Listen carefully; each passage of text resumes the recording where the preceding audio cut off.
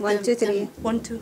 Yeah. I've been working with the children's service as well, so I was focused. I was working attached with a school, so that school has half of the children of the school is a parents. It's a Somali parent, the Somali children. So what I used to do is we used to have, because children's service were funding, so they give us 2 hours for a play group.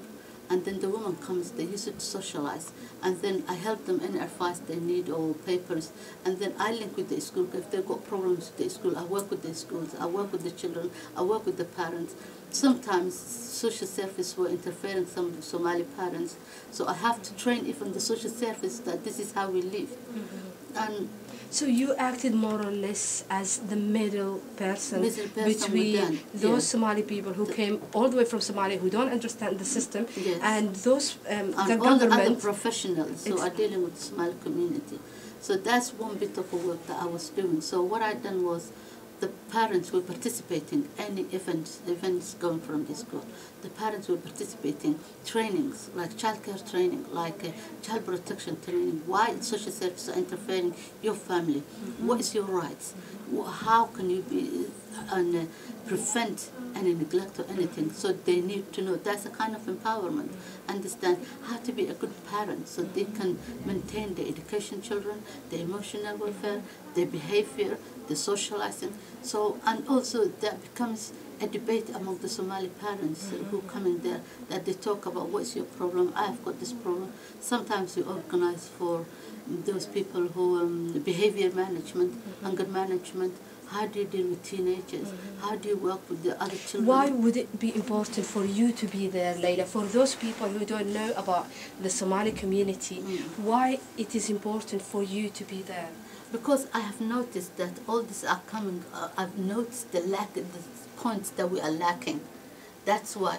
How can you understand with your teacher? There was a mother who was telling me, she goes to her children, to her teacher, and asks, how is my son doing today? And the teacher will say, oh, he was a bit silly today. And the mother thought that her son is naughty. When she goes back home, she punished him and said, the teacher told me that you were silly today. How could that happen? And how could that happen? And the mother got panicking, my son getting silly, because of the language barrier. I called the teacher and I said, when Anab comes to you, what did she ask her? She said, oh, how is my son today? And I didn't say he's naughty, but I said to him, he's a little bit silly. Means when I'm saying a little bit silly, he was playing with the children and he was happy, but little mistakes.